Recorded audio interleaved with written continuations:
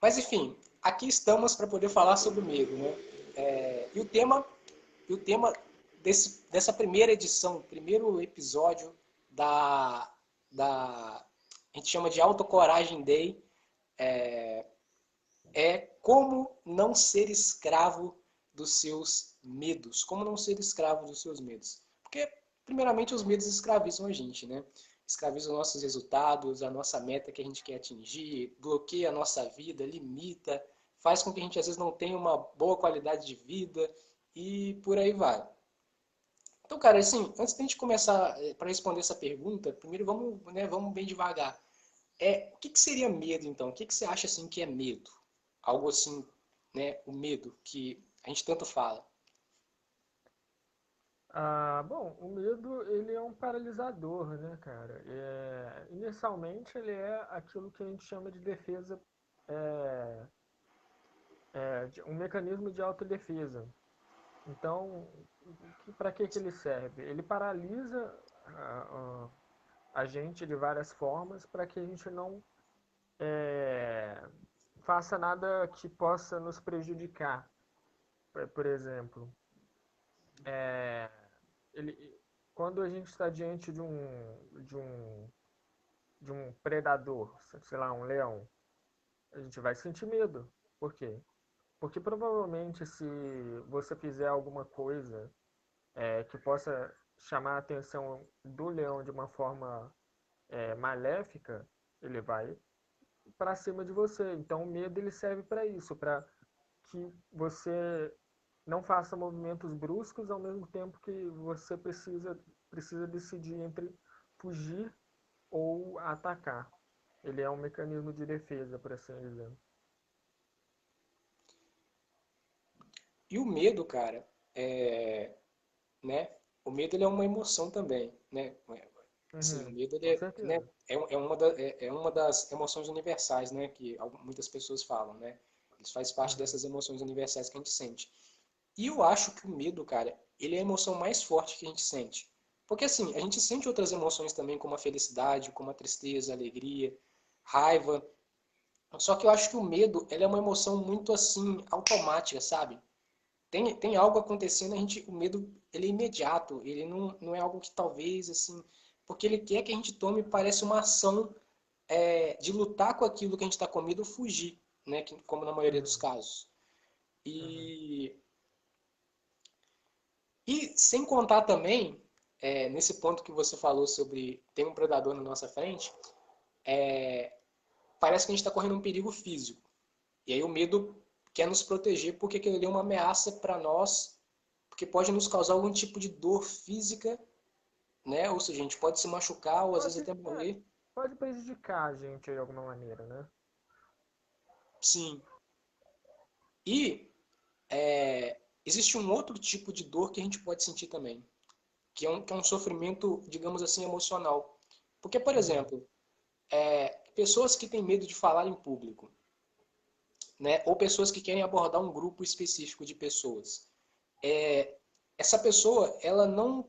É, Se a pessoa abordar um grupo, o máximo que pode acontecer, né, um grupo que ela quer conhecer ali, né, para fazer amigos e tal, o máximo que pode acontecer é aquelas pessoas rejeitarem ela, né, falarem assim, olha, não quero, a gente não quer conversar com você, né, tudo bem. E isso não causa nenhuma dor física, né, mas causa uma dor emocional. A mesma coisa é falar em público, né? A não ser que o público jogue alguma coisa na pessoa, mas né, não é exatamente esse o caso aqui. Mas pode ser que o público não aplauda ou alguma coisa assim, ou fique conversando ali e a pessoa acha que estão falando mal do que ele está falando ali na frente. Então, então acho que a gente pode pensar que existe. A gente quer. O medo ele vem como objetivo de fazer com que a gente não tenha um certo sofrimento, ou uma certa dor, ou algo do tipo. Uhum. Bom, até te deixo, corroboro com o que você está falando, que é interessante que, é, é que nem você falou, normalmente nos animais o medo, ele é relacionada a uma dor física, né? É uma proteção do corpo. É um mecanismo de defesa do corpo em si. Mas você não vê um animal, por exemplo, com medo de se socializar com outro animal. Você não vê um animal com medo de tentar acasalar com alguma fêmea, essas coisas. Você não vê isso. O máximo que você vê é, por exemplo, um cachorro inseguro, que ele não quer é, relação com outros iguais, mas eu não consideraria isso necessariamente um medo, né, uma insegurança. Mas enfim, o que eu queria chegar com isso é que o homem, ele parece que desenvolveu um novo nível de medo, né? Que ao invés de querer do medo ser um mecanismo de proteção do corpo, né?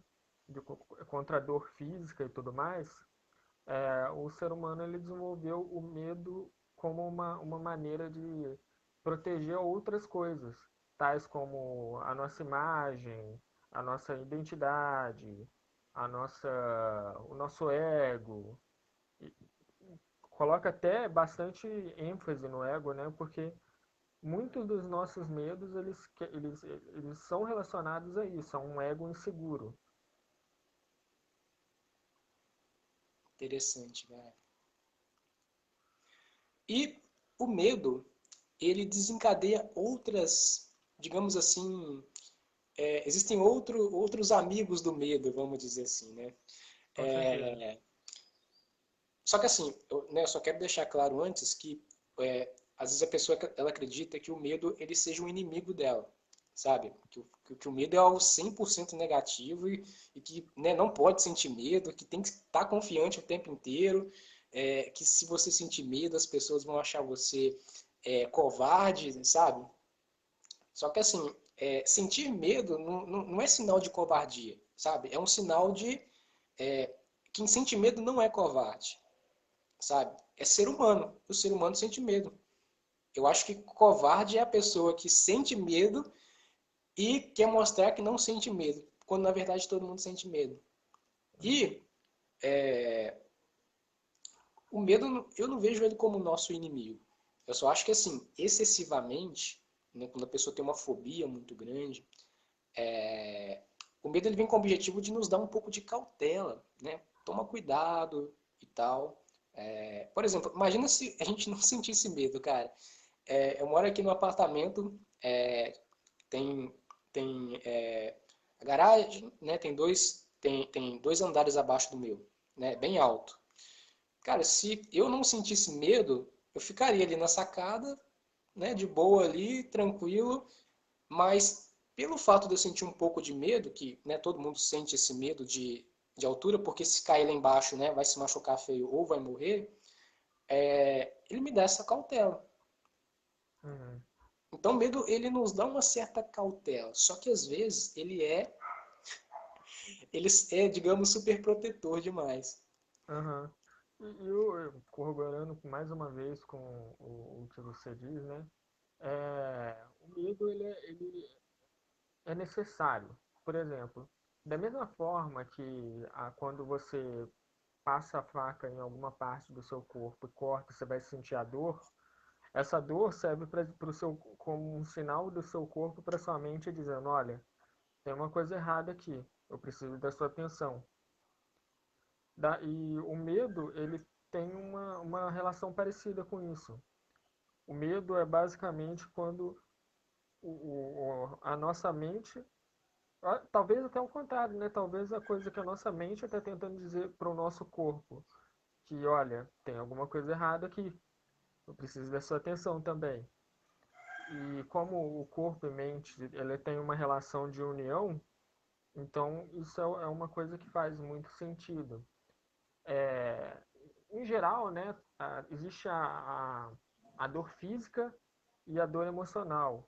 Acredito que o medo faz parte de uma dor emocional, né, porque ele gera essas coisas muito parecidas com quando a gente se machuca ou coisa assim do gênero. Porque, que nem eu disse, da mesma forma quando você se machuca, você vai sentir dor, e essa dor vai servir como um sinal para dizer que algumas partes do seu corpo foram danificadas.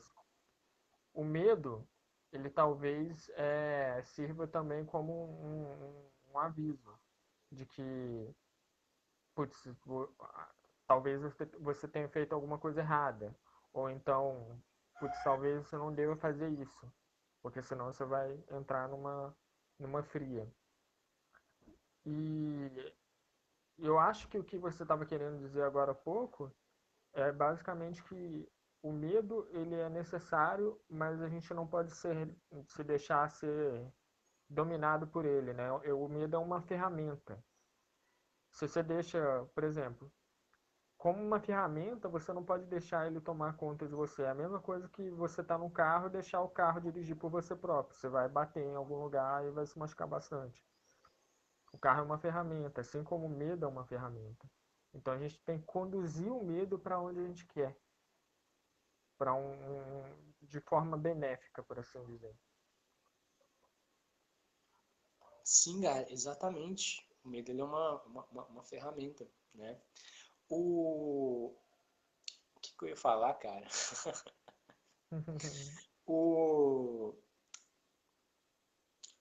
Nossa, quando você estava falando, me veio vários insights Sim. Não, durante normal. esse momento eles fugiram assim, sabe? Eu acho que eles Sim. ficaram com medo, cara. Tá bom. Eu acho que eles ficaram com medo, cara. É, É, assim, não, não, voltaram, eles têm é. autocoragem.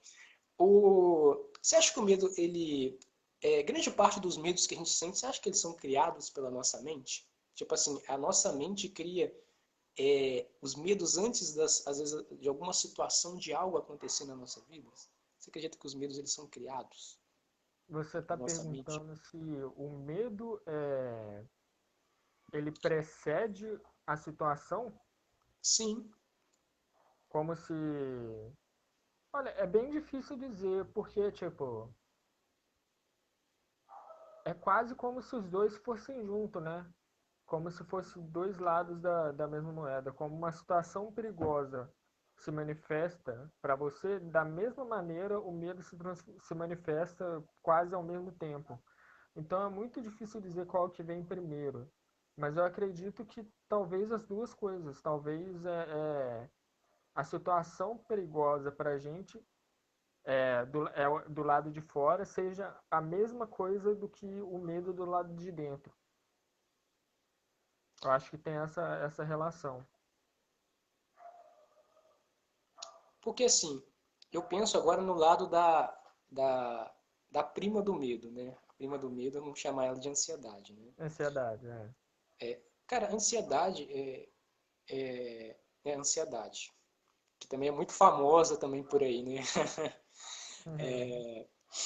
E a ansiedade, cara, e aqui eu tô falando não né, da crise de ansiedade, eu tô falando dessa Ansiedade, ansiedade, aham. vamos, Emoção, ansiedade. vamos dizer ansiedade natural do dia a dia, vamos Uhum. dizer assim. Porque assim, parece que as duas andam juntas. Porque, por exemplo, tem um cachorro na nossa frente, um cachorro feroz, basicamente, né? Cachorro pitbull, né? Tá pronto ali para nos morder, basicamente. Uhum. Ao mesmo tempo que gera um medo, gera também uma ansiedade. Por quê? Porque gera uma antecipação do que pode acontecer. Então eu percebo que sempre quando há uma antecipação de algo que pode acontecer, muitas vezes de negativo, às vezes de positivo também, né? No caso, tem situações positivas que a gente fica ansioso para que elas aconteçam. Mas nesse caso de situação negativa, o medo parece que ele vem junto com esse pacote da ansiedade. Na Uhum. verdade, o medo, talvez ele seja ativado pela ansiedade que a gente está tendo daquela situação. Porque Ou assim, um talvez cachorro ele não morre. seja, ou talvez ele seja uma vibração diferente da mesma coisa. Tipo, o medo, ele, como é que eu vou colocar isso? É como se fosse o mesmo material, mas usado de maneira diferente. Então, tipo, medo e ansiedade Talvez seja a mesma coisa, mas com um toque diferente, né? Porque o medo ele serve para meio que paralisar a gente, né? Ele paralisa. E a ansiedade, ela faz uma coisa parecida, só que, porém, ela, ela é algo que está relacionado ao que está por vir. O medo, ele está relacionado ao que já veio. Quando a gente fica ansioso, é porque existe algo que está por vir e a gente precisa se preparar para isso. A gente fica ansioso. O medo é algo que já veio, né? E a gente fica com medo daquilo que já está acontecendo.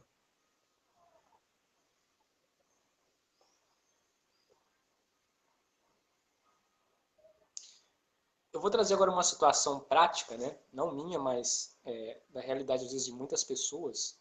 Porque, por exemplo, um estudante, ele, ele tem o objetivo de tirar 10 em uma prova. Né? A prova vale 10, ele quer tirar 10. Né? Um objetivo que ele quer atingir, uma meta que ele quer atingir muito clara e específica, mas a gente pode pensar em qualquer outra situação. O objetivo dele é tirar 10. Aí beleza, ele vai lá, estuda, faz a prova direitinho, e aí ele vai receber a nota da prova na outra semana, cara. E aí ele já começa a sentir medo. Nossa, será que... Aí já começam aqueles pensamentos, né? Nossa, será Uhum. que eu vou conseguir tirar 10? Será que eu vou conseguir tirar 8? E ele conversa com um amigo Eu acho que... que essa parte seria a ansiedade, não, Vitão? Será que eu vou conseguir tirar 10? Será que isso me parece ansiedade? Verdade. Porque ele já está antecipando um possível resultado. Então, tipo, ele fica, putz, será que eu vou tirar 10, cara? Eu preciso tirar 10 nisso aqui.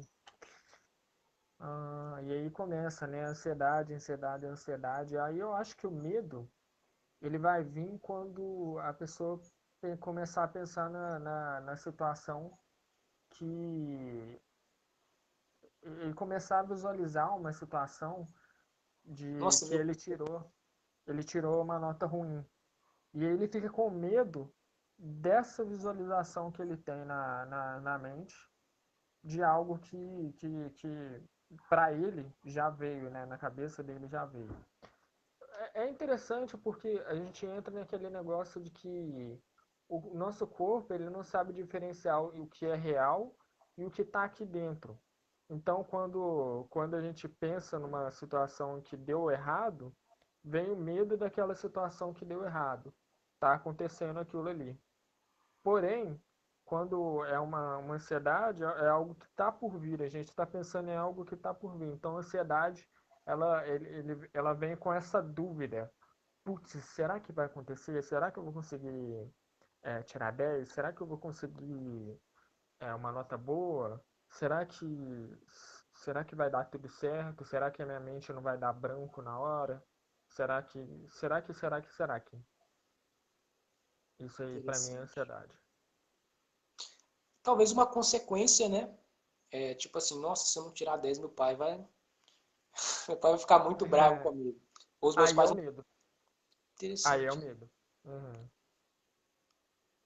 Parece que se eu não conseguir atingir aquele objetivo, e a consequência for a consequência do que aquilo vai causar de negativo, digamos assim, que pode colocar aquela pessoa em perigo. Tipo assim, Uhum. ou emocionalmente ou fisicamente, digamos assim. Mas sim, e aí julgando pelo pressuposto de que a gente sente medo de algo que está acontecendo, é interessante colocar da seguinte forma: a gente não está com medo da. Tipo assim, a gente está com medo não é de uma situação que está acontecendo né, realmente, a gente está com medo da visualização de algo ruim na nossa cabeça e vivenciando isso no corpo, nesse caso. E é realmente interessante pensar dessa maneira, porque isso mostra que realmente o nosso corpo ele não sabe diferenciar o que é real e o que é imaginário. A Então nossa a gente. mente, né? É, não, não. o nosso Nosso corpo corpo mesmo. porque a gente sente. A nossa mente é meio que o mecanismo no qual todos os pensamentos, imagens mentais se manifestam, né? E aí, eventualmente, se tornam emoções que vêm do nosso corpo. E o que deve ser destacado nisso tudo, eu acho que é justamente isso, né? O medo que a gente está sentindo, por você parar para pensar assim, quando você está sentindo medo de algo,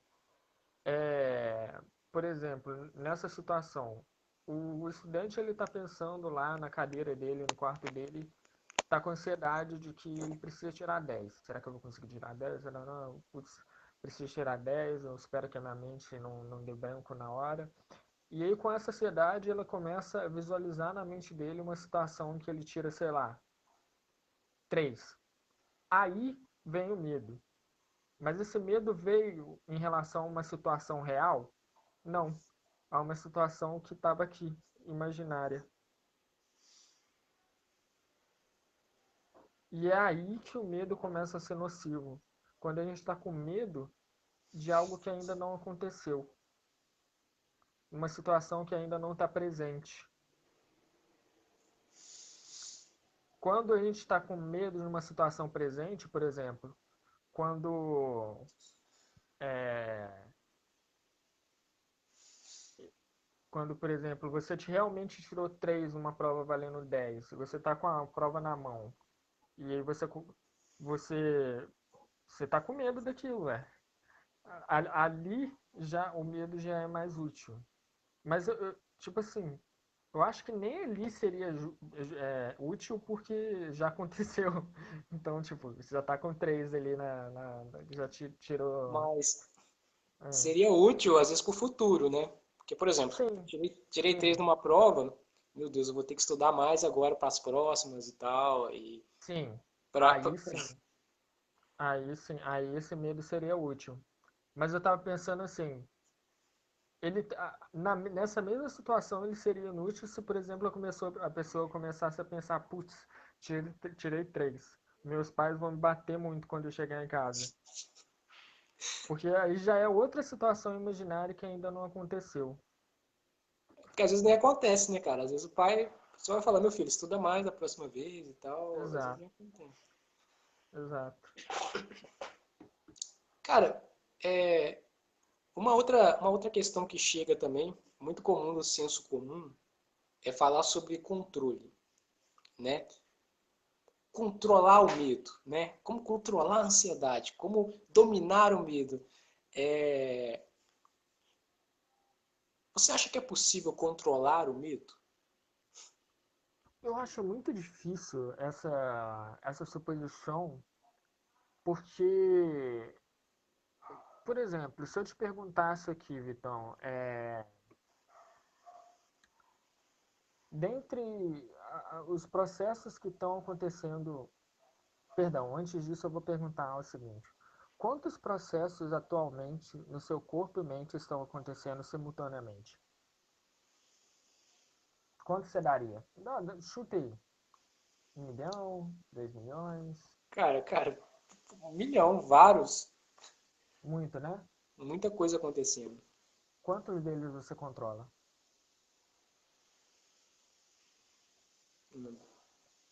Nenhum, né? Sim, Porque nenhum. aí, normalmente uma pessoa ia perguntar que, eu controlo meus pensamentos. Aí eu penso, será mesmo? Será que os pensamentos a gente controla também? Porque até onde eu sei, existem muitos pensamentos involuntários. Por exemplo, estou com fome. Estou com fome não é algo que você decide pensar, estou com fome. É algo que simplesmente brota na sua cabeça. Outro pensamento, eu estou com sede.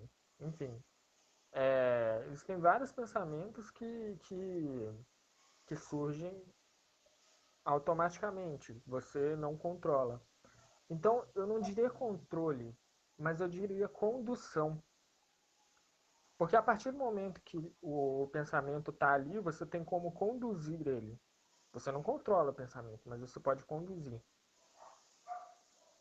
Uma emoção também. Quando você está sentindo uma emoção, você não pode, você não tem escolha entre deixar ela ali ou não. Mas você tem a escolha de como conduzir essa emoção. Quando você está com raiva, o fato de você estar com raiva já está ali, já aconteceu, você não tem mais nada o que fazer quanto a isso. Porém, como você vai conduzir essa raiva, você decide. Se você vai descontar essa raiva em alguém, se você vai descontar essa raiva num objeto, ou se você vai manter essa raiva para si, isso é você quem decide. Isso está no seu controle. Mas o que acontece não está. Eu diria assim, o que acontece, nada que acontece está sob o nosso controle. Mas como acontece, tá. Cara, eu concordo com você porque é pelo seguinte, muitos estímulos vão acontecer durante o dia a dia, entendeu? Várias coisas, esses estímulos podem acionar o medo em nós. Né? Se você sai na rua ali, algo pode acontecer, você já... Entendeu? O medo ele é muito automático. Por quê? Porque o medo é uma emoção. E uma emoção, ela é uma alteração fisiológica que acontece no nosso corpo. Então é muito automático. Não tem como a gente falar para o coração não bater tão Não rápido, sentir né? medo. É, Para a pupila não dilatar ou para a boca não secar é, e várias outras alterações que acontecem no nosso corpo quando a gente está com medo ou sente outra emoção. Então, assim, a gente não controla os estímulos, que a gente não controla o medo que a gente está sentindo, mas tem algumas coisas que a gente pode fazer sim, né? Por exemplo, se eu sei que determinada coisa desperta em mim o medo, opa, já ganho uma certa consciência para entender, olha, eu tenho medo de cachorro, ou eu tenho medo de rato, ou eu tenho medo de tal bicho, ou de tal coisa, eu começo a ganhar consciência para isso. Né? É uma questão assim, de autoconhecimento. Eu entendo que eu tenho medo disso, eu entendo como é que o medo está se manifestando em mim, e aí você já entende que algo vai acontecer quando você encontrar com essas coisas ou com esses estímulos. uhum, E você já tem uma clareza. Agora, como você vai lidar com isso, aí já é uma outra questão, entendeu? uhum. Mas eu acho que ter consciência do medo, ter esse autoconhecimento do medo, eu acho importante para a pessoa entender. Com Pra... certeza, não. E até porque quando você conhece as situações em que você sente medo, as que você não sente, você já espera. Quando você vê que uma situação está começando a desenvolver para um rumo em que você vai com certeza sentir medo daquilo, você já antecipa o seu medo. Então você já está ali atento às coisas que você pode fazer para evitar aquilo. Eu gosto muito daquela frase. Você não controla o que você sente. Você, você pode gerenciar como você se sente, né? Uhum, Depois que aquilo se manifesta. Eu gosto muito dessa exato. frase. Você pode lidar com aquilo que você sente, mas agora controlar você não pode. Não, E assim, exato. muita coisa acontece no mundo, cara, e a gente não consegue controlar. Felizmente é muita pouca coisa que a gente Tipo tem assim, controle. tipo assim, a gente não tem controle nem sobre nós próprios, quanto menos sobre o resto, né? O que está fora da gente. A gente não tem controle nem disso aqui. Como é que a gente vai ter controle do resto? Exatamente, cara. Mas agora, a pergunta que não quer calar. Como não ser escravo dos seus medos? O que você acha? A gente pode trocar aqui, né? Você pode falar alguma coisa, eu falo outra, e a gente pode trocar aqui o que a gente acha que a pessoa pode fazer, o que a gente acredita que a pessoa pode fazer para que ela possa não ser mais escravo dos medos dela, talvez. Para ajudar ela a lidar com esses momentos. Quem começa eu? Bom, bom, eu dei um toque já trouxe aí um insight inicial que foi falar sobre essa questão, né, do autoconhecimento, né? Uhum. Compreender o seu medo, compreender o estímulo que desperta esse medo em você, compreender como é que esse medo se manifesta em você. isso é muito importante para você já começar a entender o medo. Uhum. Só mais uma outra coisa, antes né, de você... É que o medo, eu compreendi que o medo ele tem 3 níveis, cara. Né? O medo, existe 3 níveis. O primeiro nível é o pouco medo. O que é esse pouco medo? É quando a gente só está, como é que eu posso dizer, Receoso. cauteloso com aquilo que a gente tem É. medo. Uhum. Né? Tipo, Receoso. tipo tem um cachorro feroz ali, eu só tô de olho nele e pronto, Vou ficar beleza? afastado aqui na minha e Sim, vou eu manipular. só tô mais atento, né? Uhum. Basicamente isso. É como aquele medo que eu te falei de altura, né, cara? Tipo, que todo mundo, né? Eu, você, Uhum. todo mundo tem esse medo, né? É um medo que quer te prevenir de alguma coisa, né? Sim. Uhum. O segundo nível de medo é o muito medo. Ou a gente pode chamar ele de mediano também. Mas É. ele é um medo que ele já não é igual ao outro. Ele já, Aí, se o primeiro é de prevenir, esse deve ser o medo para remediar, né? Tipo assim, sim, quando a situação já aconteceu e você quer fazer algo contra isso.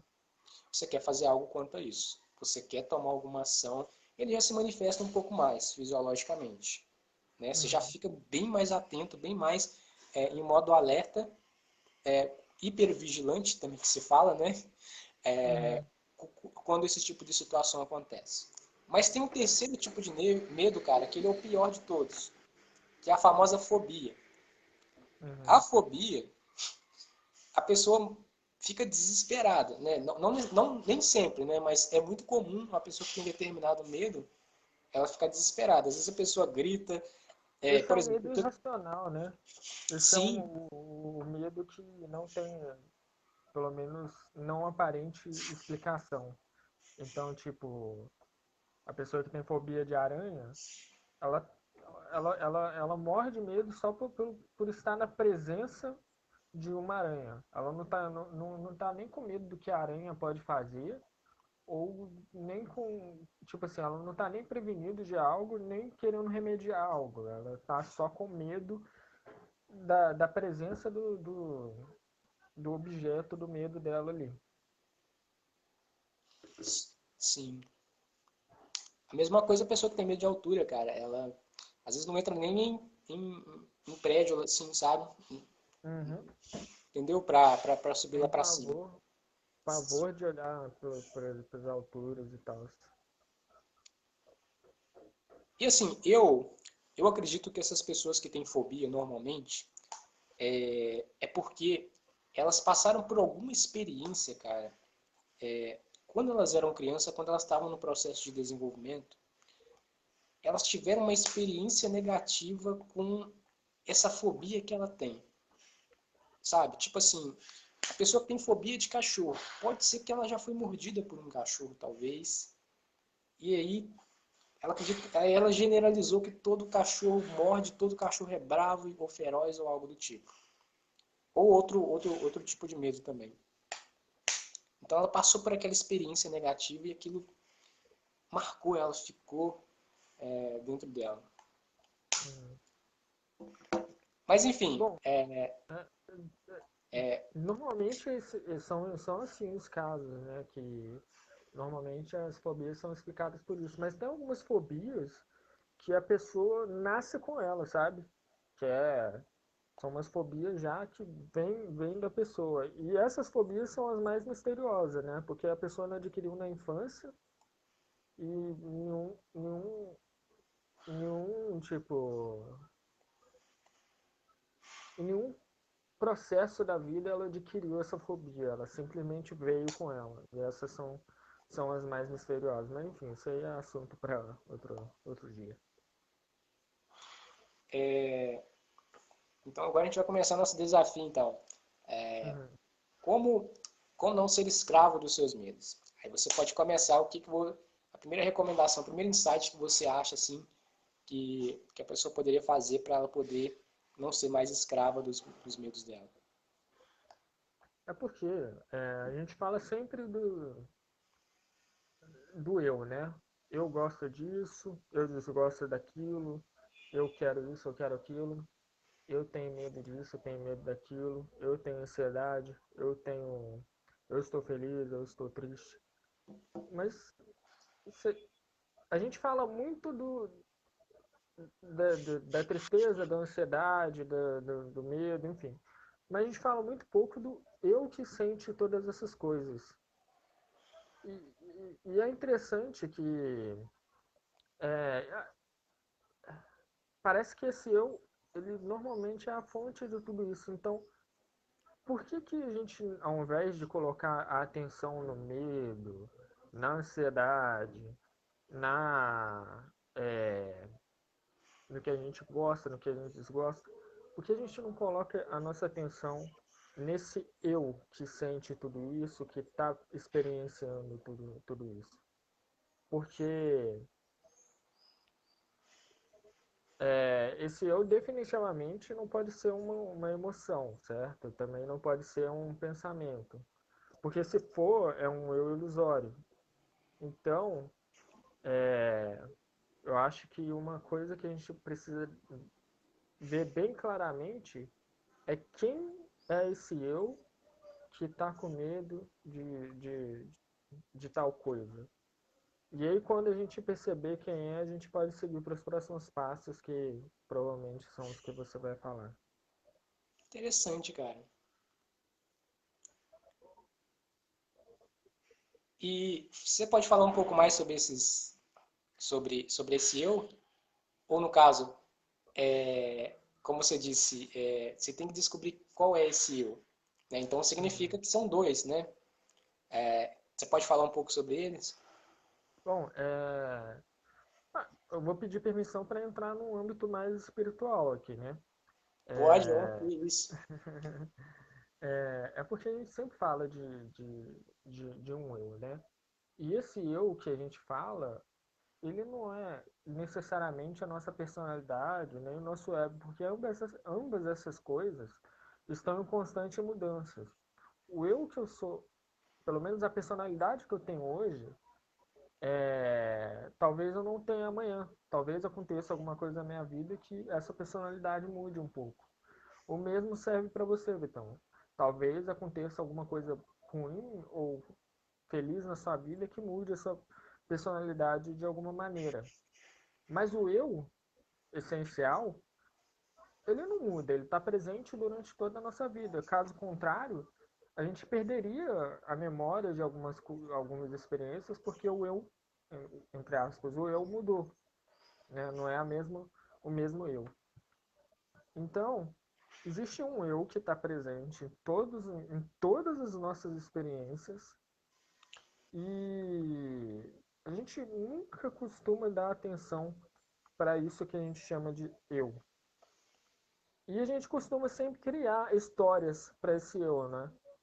Eu tenho medo disso, eu tenho medo daquilo, eu preciso fazer isso, eu preciso fazer aquilo. Quando alguma situação ruim acontece com a gente conta uma história triste de um eu miserável e, e a gente acredita nessa história. Mas será que o eu que a gente é realmente é frágil, né, a ponto de ser influenciado por alguma experiência? Porque se você. Vamos tentar dar uma retornada a esse eu, retornar a nossa atenção para esse eu. Esse eu tem alguma forma?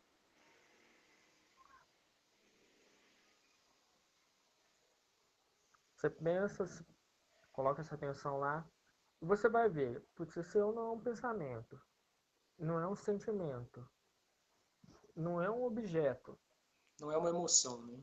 não é uma emoção, não é uma personalidade. Então, não, ele não tem uma forma. É quase como se fosse um espaço onde toda a nossa experiência está presente, né? Se a gente for tentar dizer como que é esse eu, porque ele não tem forma. Por ele não ter forma, formas se manifestam dentro desse eu, que é onde nossas emoções estão presentes, os nossos pensamentos, as nossas emoções, o espaço da nossa visão, os sons que passam, vêm e vão pelos nossos ouvidos, etc. Aí a gente faz mais uma pergunta. Esse eu, ele, ele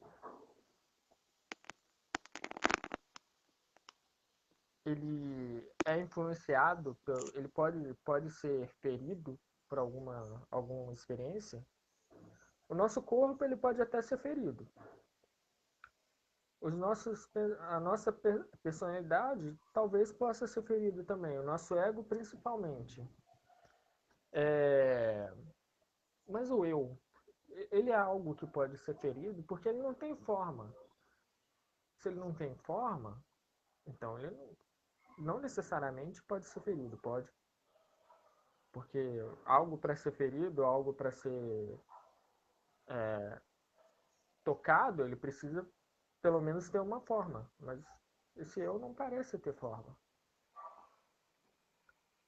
E a gente pensa, a gente vai um pouquinho mais além, né? Esse eu, ele pode morrer, porque se o eu ele está sempre presente nas nossas experiências. Ah, não, perdão. Antes de chegar a esse ponto, vamos lá. Esse eu ele tem alguma limitação? Nosso corpo tem limitação. A nossa mente tem limitação. A nossa experiência tem limitação. Mas o eu, você consegue sentir alguma limitação nisso? Porque ele é o lugar onde toda a nossa experiência de vida está se manifestando. E ele não tem forma. Algo que não tem forma também não pode ter uma limitação. Então, não. Pelo menos não na minha experiência, se eu tenho alguma limitação. Não sei na sua. É... existe uma separação nesse eu? Tipo, como se você tivesse dizendo onde esse eu começa e onde esse eu termina?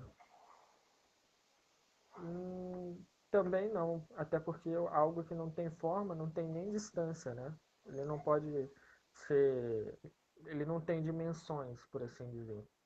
E aí a gente vai começando a ver que talvez o eu que a gente pense que éramos esteja sendo confundido.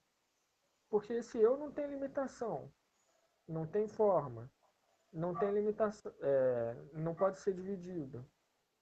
Aí vamos lá, por conta dessas três características, ele também não pode morrer. E algo que não pode morrer também não pode ter nascido. E pelo fato desse eu não ter uma divisão, então não existe uma divisão entre o eu central meu e o eu central seu. É o eu onde todas as emoções e a realidade da sua vida se manifestam. Então quer dizer que ele é a fonte de toda a nossa realidade. Ué, a gente é bem mais grandioso do que a gente pensava, não? Se esse é o nosso eu essencial. Então, o que é exatamente aquilo que está sentindo medo? A gente chega numa conclusão que é uma ilusão. É um eu que a gente pensava ser. Um eu que estava tentando fazer um papel de um eu limitado, um eu que tem uma história, um eu que pode ser ferido, que pode ser influenciado por experiências, etc. Mas esse eu não é um eu verdadeiro. Porque o eu verdadeiro a gente acabou de provar pela nossa própria experiência que ele é muito mais que isso simples eu que a gente pensa, que nós pensamos ser. E Isso é aí muito bem você. maior que ele imagina, né, cara? Aham. E isso a gente começa a perceber que sim, talvez a gente esteja é, confundindo o que a gente chama de eu e uma personalidade temporária que a gente tem. Ou então um ego temporário que nós temos. Um eu forjado pela mente com uma história insegura.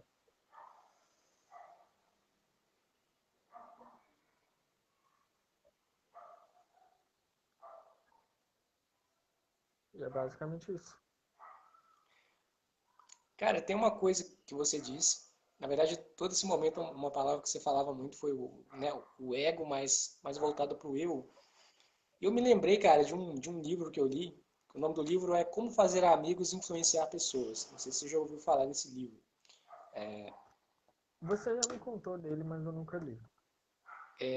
Esse livro é do Dale Carnegie. É um livro, né, muito famoso, best-seller. É um livro de autoajuda.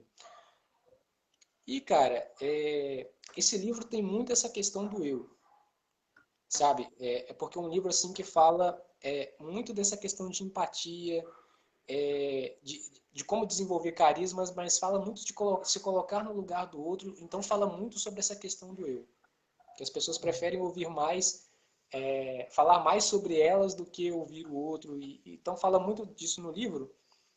E tem uma história que o autor traz, que é uma história verídica que aconteceu nos Estados Unidos, empresas de telemarketing, né? Mas lá tem um outro nome, mas vamos chamar de telemarketing, onde as pessoas elas ligavam para poder reclamar sobre o serviço, né, da telefonia e tal.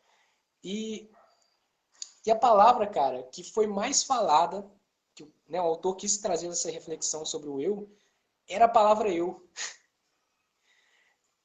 Era toda hora eu quero isso, eu preciso daquilo e por aí vai. Então a palavra eu era a palavra mais utilizada. Uhum. Ele usou essa história para exemplificar aquilo que ele estava trazendo de que muitas vezes a gente volta só para o eu, só, no caso, né, volta sempre para nós. E, e exemplificando essa situação, é a pessoa entender qual é esse eu que está sentindo medo, que às vezes está se sentindo impotente, que às vezes está se sentindo ansioso. E isso até pode parecer algo um pouco subjetivo, né? Mas, cara, é algo muito profundo. Eu acho que merecia uma aula inteira só para falar sobre isso de uma forma mais devagar, sabe? Mais Uhum. lenta, indo nesses pequenos detalhes, porque realmente é um mergulho de autoconhecimento mesmo. Vamos chamar de autoconhecimento espiritual, vamos chamar assim. Uhum. É, sim. Mas agora, acho que agora chegou a minha vez, né, de falar Chegou. alguma coisa. Ó, eu não vou ser muito profundo, não. Eu não vou falar algo muito, digamos, profundo como o Calil, não. Mas eu acredito que talvez seja algo que possa ajudar vocês em situações de medo, certo? Não só de medo, como de ansiedade, de estresse, que é uma palavra. E essa palavra é respiração. Respiração? Respiração. Cara, você já percebeu, né, a diferença entre a vida e a morte é a respiração. A diferença Concordo. entre a vida e a morte é a respiração. Parou de respirar, parou de oxigênio para o seu corpo e, consequentemente, né, para o seu cérebro. Então, a diferença entre a vida e a morte é a respiração. A respiração é... Só que, assim, o que eu compreendo? É que a maioria das pessoas, cara, eu acredito que elas respiram de uma forma... eu não vou dizer que é errada, mas eu acho que essa forma pode ser um pouco mais bem produtiva, sabe? Para ela, para oxigenar mais o corpo dela, né? Oxigenando mais o corpo vai dar mais energia para o corpo dela. Essa energia vai fazer com que ela tenha mais força de vontade, mais motivação, esteja mais bem disposta, né, para poder fazer aquilo que ela tem que fazer durante o dia a dia. Inclusive tem, só fazer uma rápida interrupção aqui, tem uma, eu já vi um vídeo no YouTube, eu não vou saber te dizer a fonte agora, mas era de um cara que ele conseguiu, ele tá conseguindo viver, tipo, anos sem comer nada, só com técnicas de respiração. Olha, cara, Interessante, cara. Pra Quem, você ver. você sabe algum nome dele, alguma coisa assim? Não, mas eu acho que se você pesquisar em inglês algo nesse tipo, nesse título que eu dei, você deve achar alguma coisa. Mas o cara realmente, só de respirar com técnicas de respiração, né, meditação focada em respiração, ele conseguiu viver mais de um ano só, só com a respiração. E você falando sobre ele, me fez pensar num outro cara. Só que ele não é tão extremo assim, né? Apesar, cara, esse cara que eu vou falar agora, o nome dele é Wim Hof. Ele é considerado o homem de gelo, cara.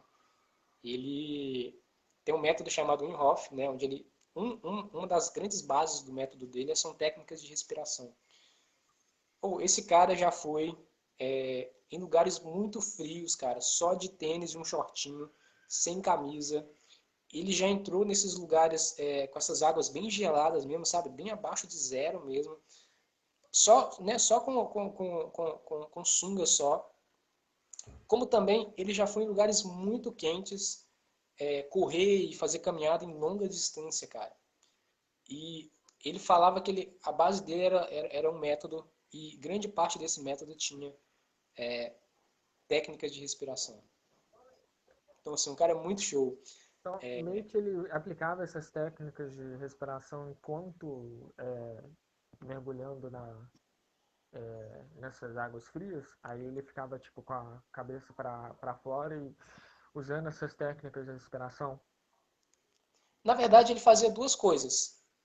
Ele fazia essas técnicas antes, Ah, sim.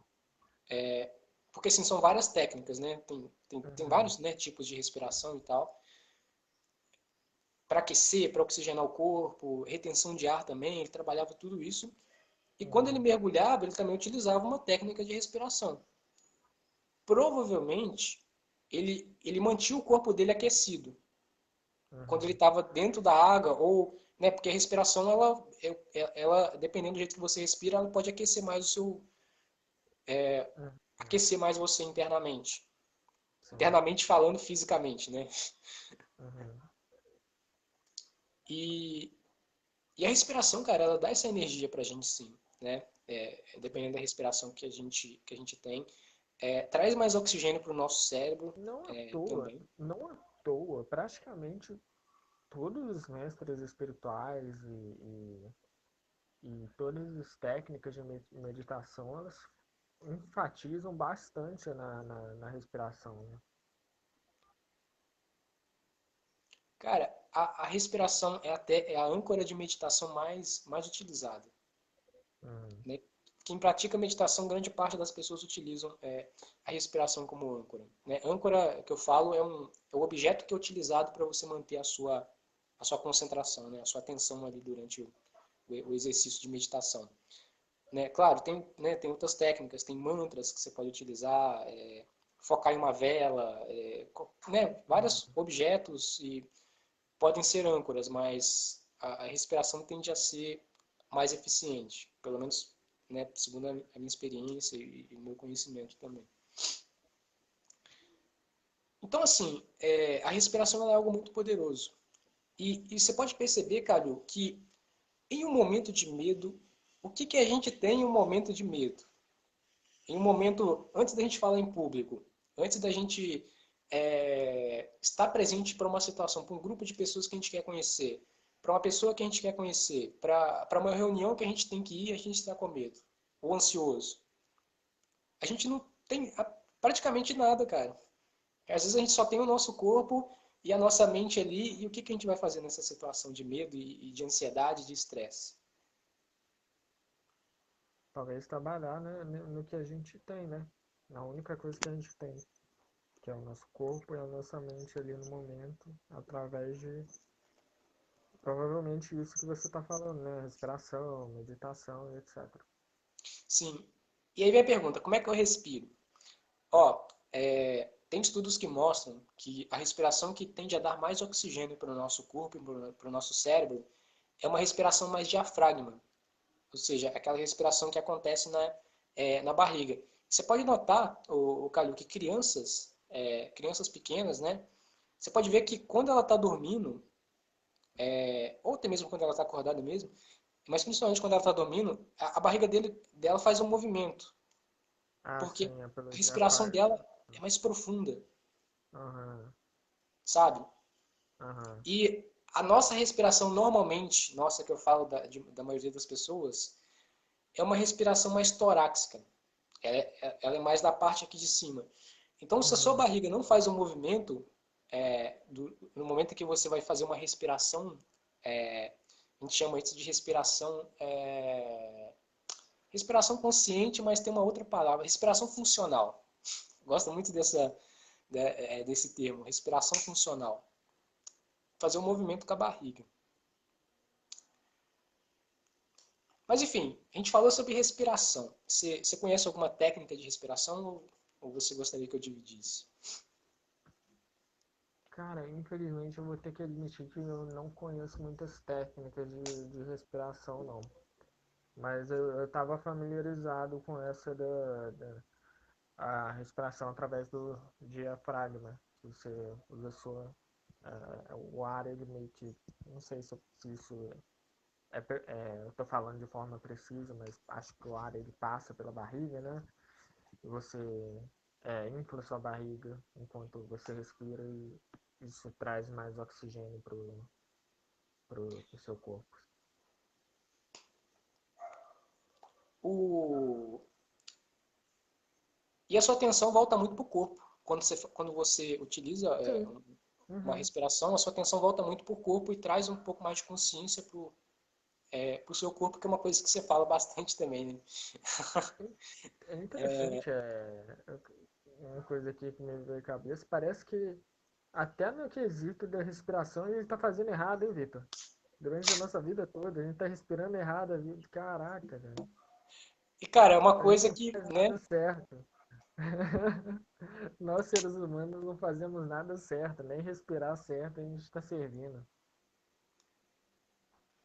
Mas o bom, cara, o bom é que a gente tem conhecimento, né? O bom é que a gente tem muito conhecimento, muita informação, muita gente bacana aí compartilhando e dividindo conhecimento para a galera. E ó, você quer saber se você respira com diafragma? É só você colocar sua mão na barriga quando você está respirando, né? Quando você está fazendo essa respiração natural mesmo do dia a dia. Mas tem um exercício muito interessante para acostumar a pessoa a respirar com a barriga, que é ela se deitar, né? Manter a coluna alinhada, né? Se deitar, pode ser no chão ou pode ser na cama, e a pessoa colocar algum peso em cima da barriga dela, Hum, sabe? Algum pezinho em cima da sua barriga. Pode ser até um pacote de arroz, né? Ou vai depender, né, da pessoa que você é, né? Ou um pacote de feijão, pode ser, mas só para fazer o exercício mesmo. Que você puxa o ar bem profundamente pelo nariz, segura, retenção de ar, depois você solta pela boca. Esse processo de inspirar e expirar é muito importante. Então vamos fazer um exercício de respiração aqui. Qualquer momento de ansiedade, momento de medo, momento de estresse, durante o dia, mesmo que você não tá sentindo nenhuma emoção negativa, sabe? Você tá bem, está tudo tranquilo, mas mesmo assim faça para você poder ganhar um pouco mais de energia ali durante o seu dia. Eu vou ensinar eu ensino 8 técnicas, né? Mas eu vou ensinar uma aqui para vocês e que eu acredito que vai ser muito eficiente, muito poderosa para vocês, que é a respiração proporcional. Ela tem esse nome por quê?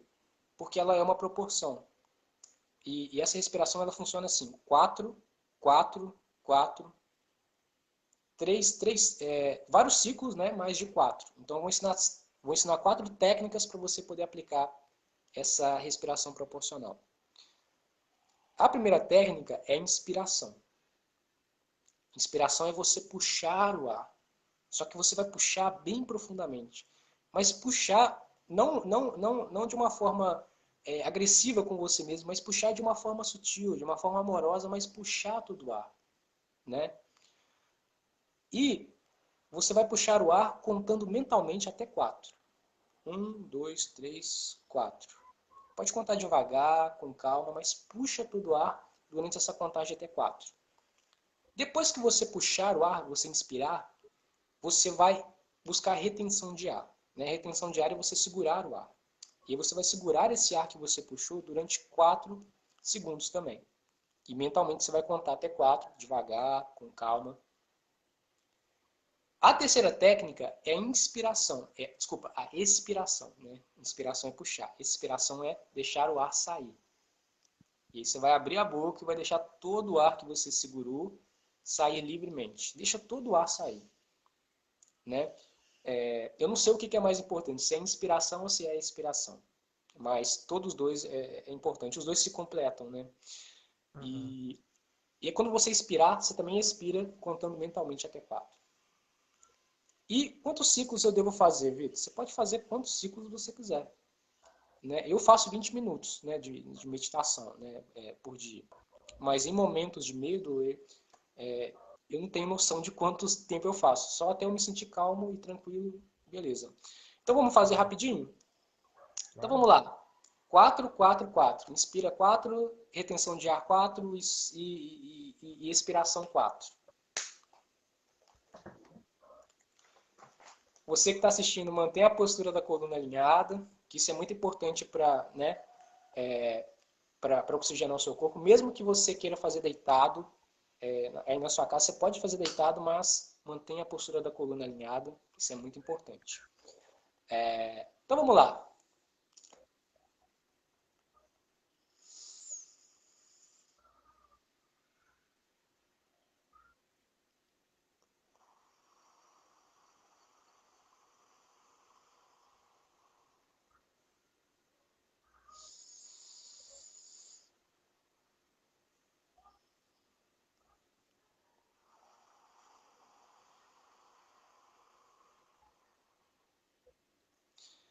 Você não precisa, não você, tá, Calil?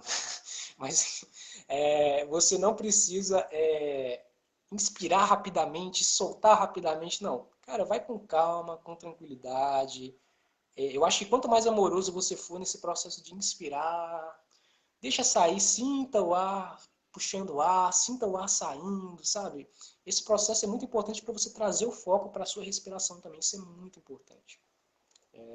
Esse processo para você vir para o agora. Bom, Calil, cara, é isso, né? É, cara, você gostaria de me fazer alguma pergunta? Alguma pergunta que talvez você quisesse fazer? Se você quiser fazer alguma pergunta. Deixa eu pensar aqui.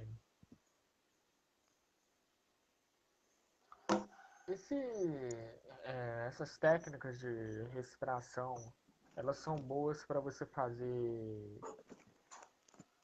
durante o momento de estresse também? Tipo, quando você tá na correria ali, será que é possível fazer